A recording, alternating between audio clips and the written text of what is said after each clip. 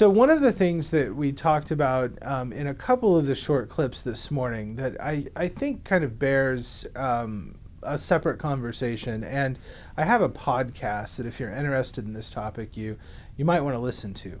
And so a couple of times in our previous conversations, we talked about this idea that we as individuals begin to conceive of ourselves as others view us.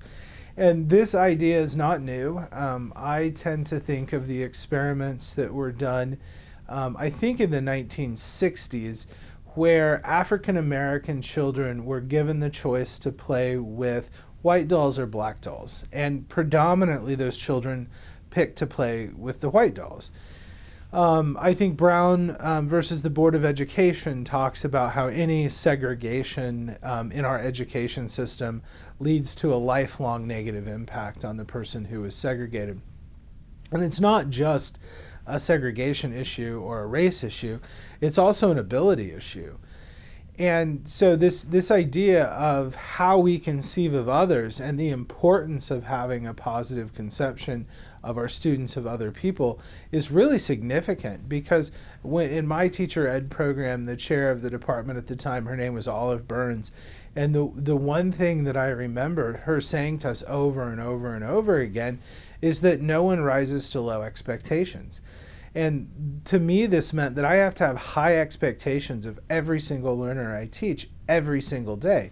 Now, one person's high expectations may be different than another, but I have to have higher expectations for everyone. And a lot of the times we have built in, I want to say blinders, like a horse would wear. We have built-in blinders to our expectations of certain groups of people. And there's a podcast that I use in class. The podcast, it's called Invisibilia. And in this particular episode, and it's a combination of two episodes entitled Becoming Batman, the podcast interviewers talk to a man named Daniel who's he's blind, but he can ride a bicycle and he can climb trees because he taught himself how to echolocate.